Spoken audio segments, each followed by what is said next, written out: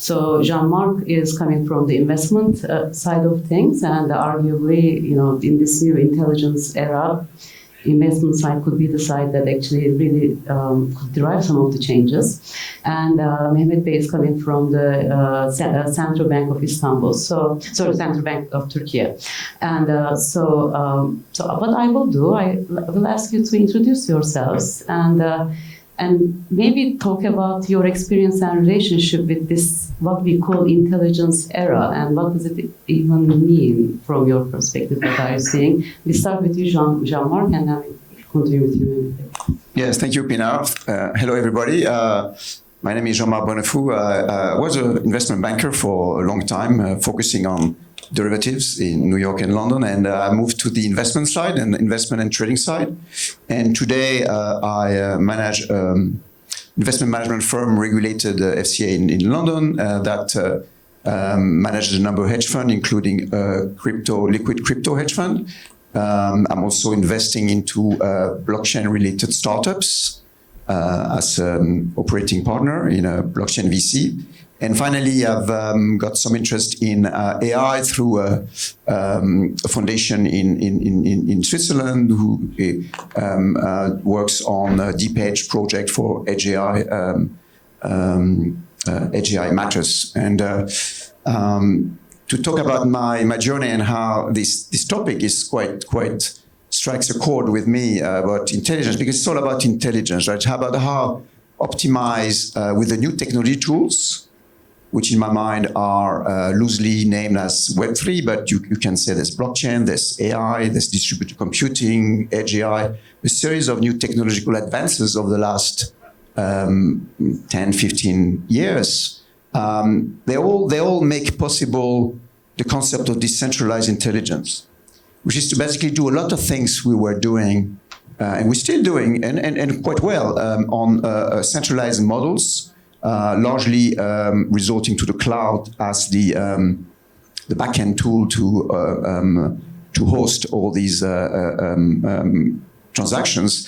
The vision here is to say that the new technology of distributed computing, AI at the edge, and blockchain allows you to accomplish the vision of Web3, which is to basically empower the user to be the owner of its transaction assets on a digital wallet, and to add to this an element of modularity, and so he can or she can effectively transact from that wallet in a peer-to-peer basis with a secure layer. And that to me was my eureka moment. We're discussing it a bit earlier, that I thought all these pieces kind of could be blended together. And then I'll finish by saying that to me, there's a glue that ties all of those different nodes, distributed nodes, and intelligence in the node, which is the tokenized money, right? Tokenized money, or aka stablecoin, is the glue that allows you to bind all of that together. And all together, this is a vision of edge intelligence that is arising. And the question is going to be, obviously, what can be safely and developed at scale in finance using those tools. Maybe continue. Yeah. Oh, okay, great. So from decentralized to centralized person. So my name is Mehmet. I'm working at the Central Bank of Türkiye as the CIO. I have been working at the bank for 19 years. And for the last 5-6 years, I'm the kind of leading the technology efforts within the central bank. After 2 presentations of a central bank, then it's very tough to talk about our projects, but I'll try my best. As a central banker, we have different hats, and one hat is like we are also a technology user, and we are using in our operations to improve our effectiveness. And like AI, those fancy stuff, we're also experimenting, and we're actively using those technologies for our policy making and that kind of work.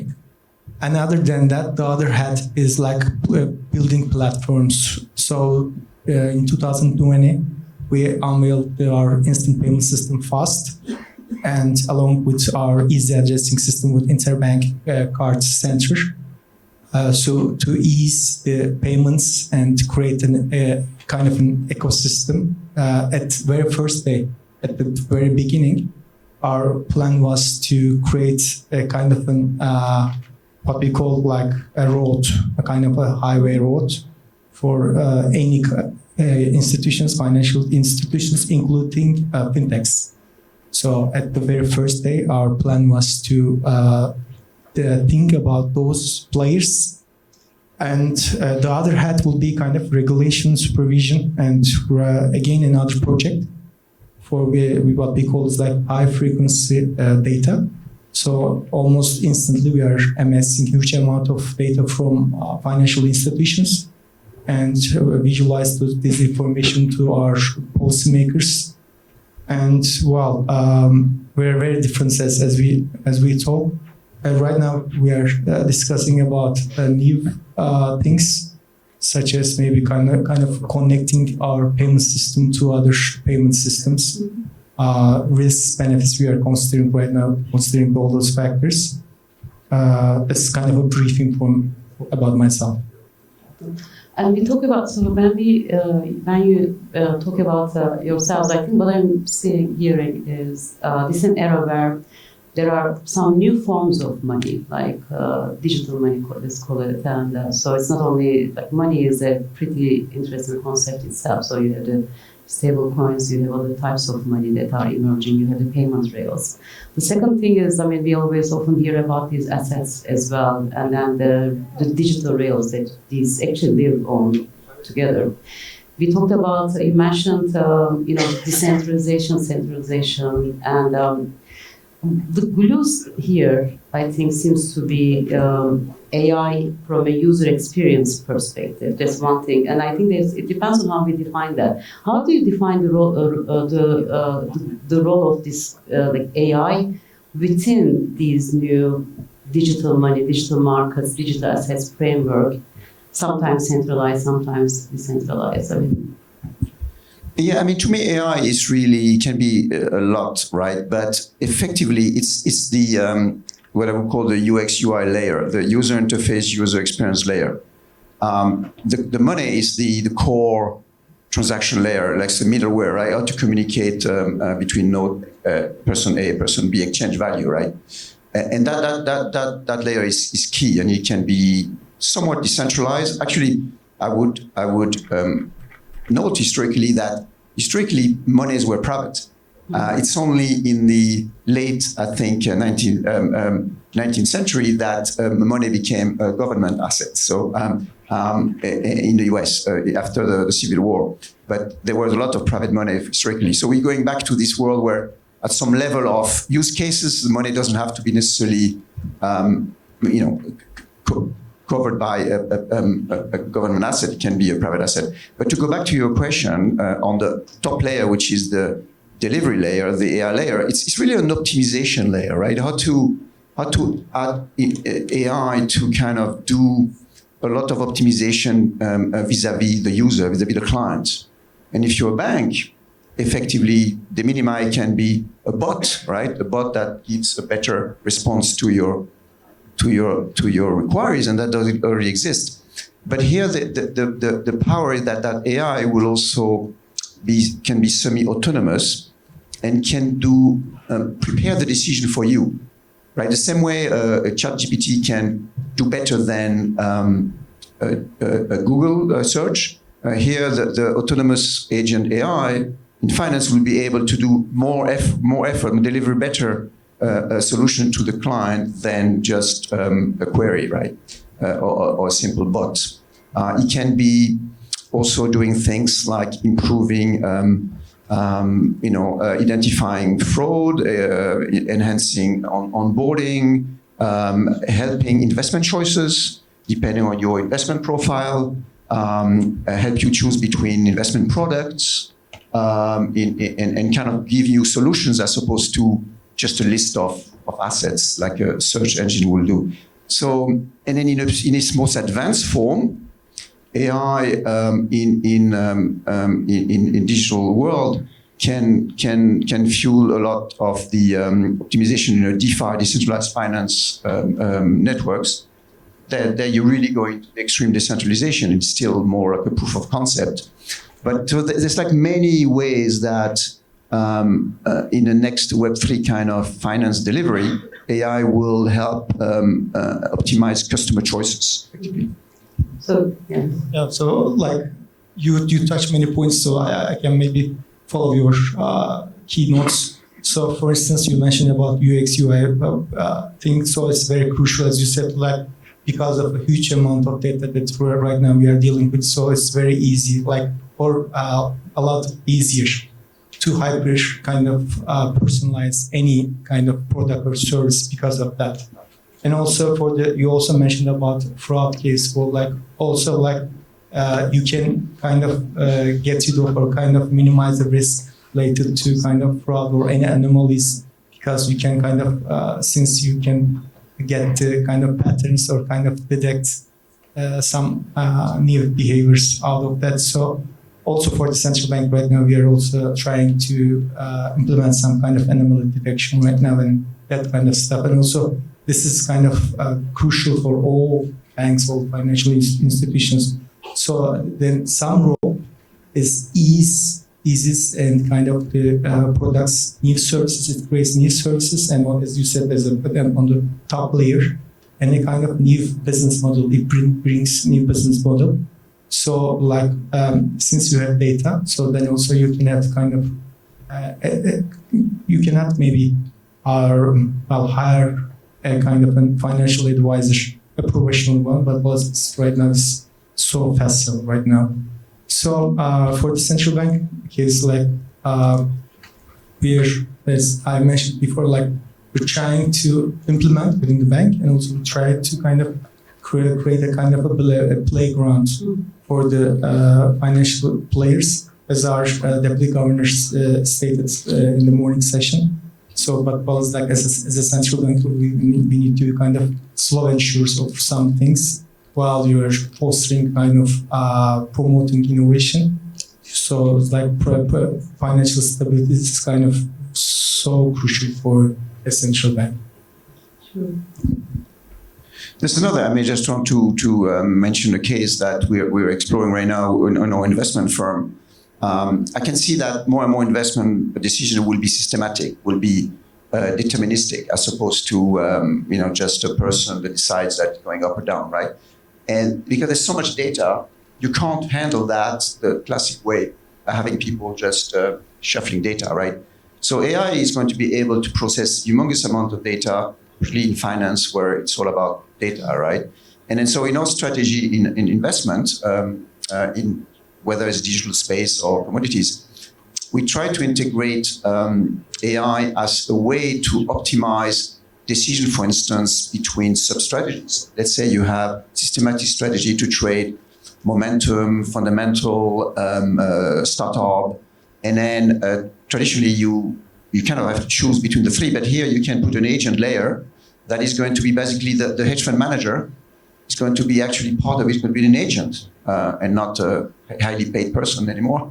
And that agent will optimize depending on data. Data dependent, again, optimization, very short term based on short or medium term past history, your strategy. So there's very powerful, and right now every hedge fund in the world is examining this integration of AI in their strategies. So it is something that is immensely powerful and was not enabled until recently. And just to say a word on that, it's enabled today because of the power of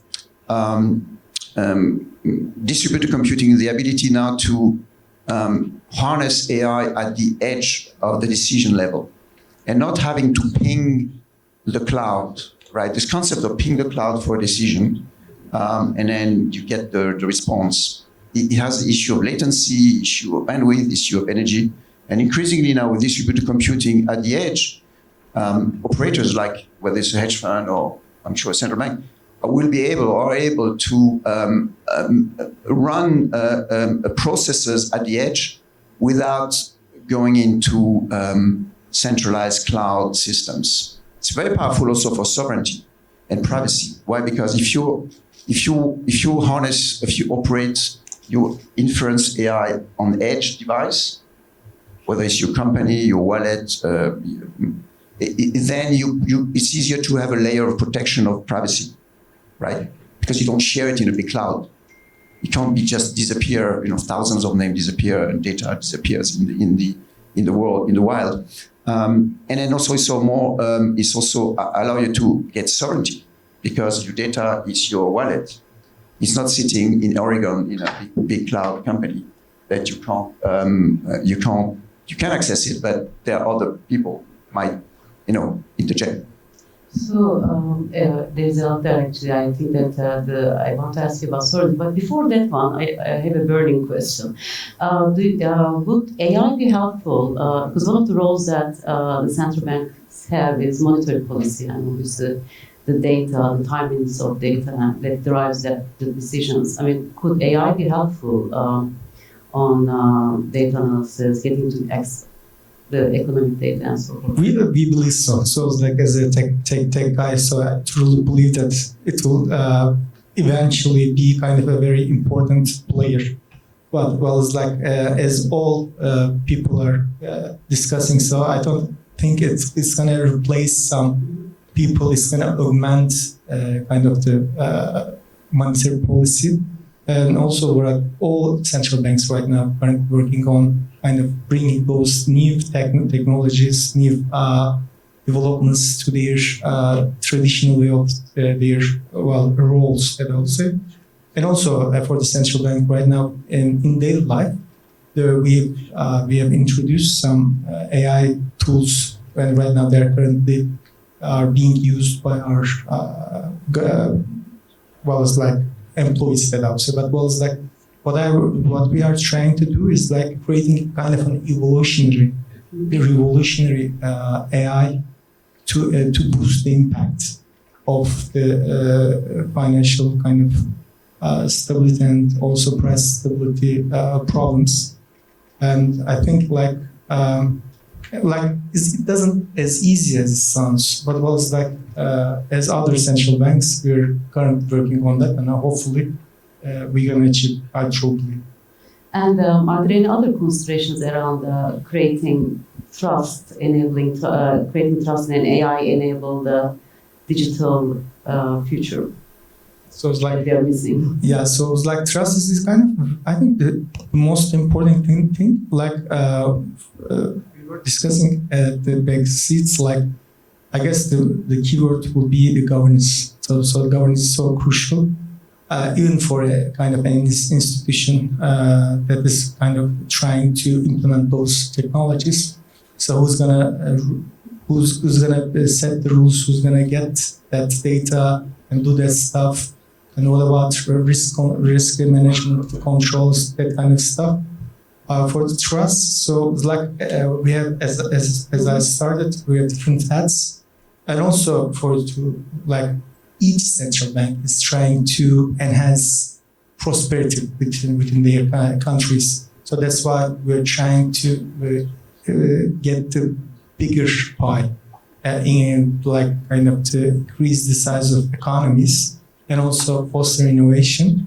While doing that, so for a central banker, most of the time we are custodian of the current monetary policy system, and also we are a different hat, kind of a responsibility to create trust within the financial sector and also the other players, kind of technology players, so that the ecosystem can work properly and in a healthy manner, that I would say. So, do you then see your role potentially to also create guidelines for the bundles and the data, or even maybe best practices, or if you take it further, platforms, for example, that the your ecosystem, like in Turkey, for example, the banks could use with you, and like this anomaly detection initiative is going to, for example, open to other banks as well, and maybe take it for further. What kind of how can you share some of these findings and best practice so it actually becomes a platform for AI trust? It was like great. So let me start. So for other central banks, for example, Singapore Central Bank right now, they are kind of creating guidelines for all financial institutions to safely use kind of the fairness, kind of the correct, so-called correct use of those technologies, AIs within the system. For your second question, we are exploring and experimenting some things related to anomaly. At that point, so it's so crucial because you get a better result if you have kind of a cooperation with players. So this is so crucial. What was right now is kind of in incubation period, I would say.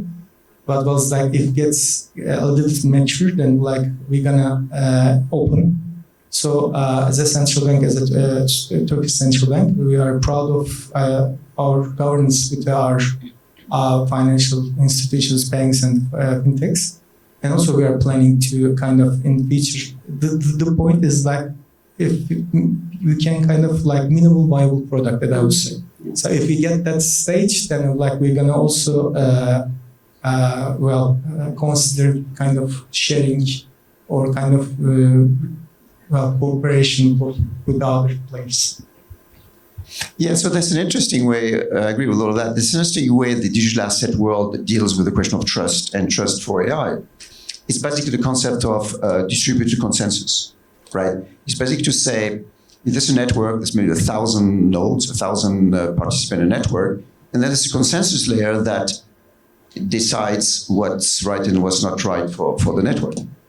And so there's a way to also apply that consensus to any form of transaction, whether it's just moving value, moving money on a blockchain, or validating an AI model. So for instance, there are interesting distributed network for AI models, whereby the decision on whether that model is the right one or there's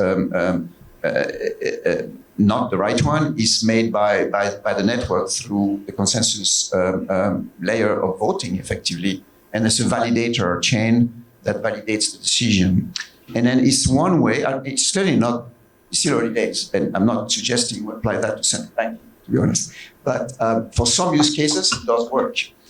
Those use cases are collaborative work on AI, for instance. I really believe strongly that you can enhance models development, AI model development through that approach. And then in terms of securing it, they use mostly what is called federated learning, which is one way to effectively create a level of security on sharing data, because it's all about sharing data, right? Once you put data out of your walled garden, you are at risk, or you perceive being at risk. So you need a very robust distributed system that would meet the standard that could be a central bank standard.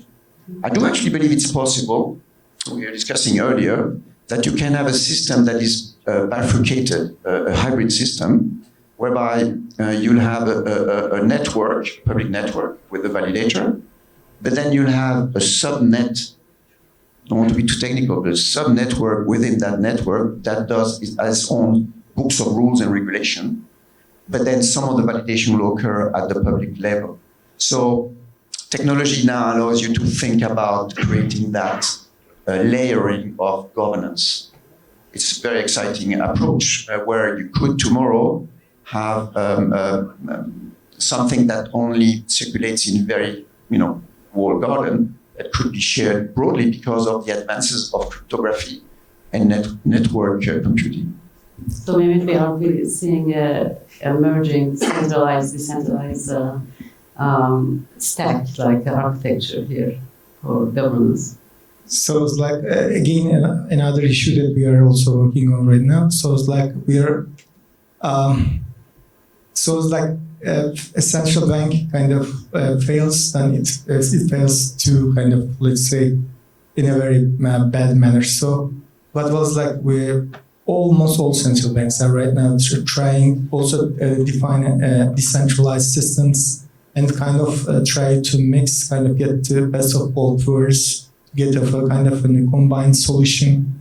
And also it's like right now, my colleague Kürşat Bey right now is working for the central bank digital currency, and they also experimenting kind of different models, kind of they try to get to kind of create different solutions for that. But was like, as our name implies, so our most solutions are rely on kind of the centralized solution, but was like we are all experimenting all those things, because like each decision kind of rules out other things, so that you can try to get to a balance in which you get something from one side, the other things from the other side. Anyway, and like as John mentioned, like there are different models, kind of mixed models, and my colleagues are also experimenting all those things. I believe actually the BIS, the Bank of International Settlement, which is the bank of central bank, right, is working on a very exciting project that integrate those considerations. There's one project about effectively a payment layer that is a shared stack of exchanging payments, PVPs between central banks. There's also another project on what is called AMMs, automated market makers, whereby central bank will pool currencies into an algorithmic pool that will have an equation that would create a currency exchange, automated currency exchange market making, with nobody on the phone to buy and sell, which is possible also, which is done in DeFi. So you can see that, and I'm quite excited by that. At the central bank community, there are quite a few efforts to see how those technology can be integrated to not revolutionize, but enhance the existing operating model and governance model that they run. So as we wrap up now, just 1 minute or so, and what are your final, like the key things that should address that you are working on for towards this evolving market structure in the AI? So it's like again, I will say just one word: the governance stuff, definitely. So because like in any project, all like in any ecosystem, you need all players. But like there are some conflicting interests, some complementing interests, some substitutes, kind of the rivalries, kind of things. But if you're gonna get that pie a bigger one, so you need to kind of balance the kind of the interest groups. So that's why the central bank's role, and also for monetary policy. So kind of the independence of the central bank. As you mentioned about the trust, we are the kind of the trustee authority. Kind of we're also, even for the decentralized systems, we are kind of the first kind of organization that creates that setup, so that thing can then afterwards can move anyway. So that will say like healthy governance is kind of crucial for us. I think that's a great note. So on my side too, working two particular type of project. One on the research side, which is to investigate and elaborate more on those agentic AI layer, which is not just an AI agent. Agentic layer is more involved than that, to optimize the usage of any model or any tool using that autonomous, semi-autonomous, autonomous AI layer. And then more concretely, we're trying to integrate AI into investment management decisions in order to improve the risk return.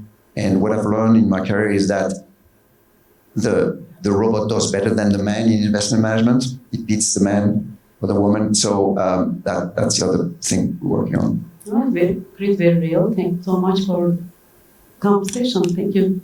Thanks, everyone.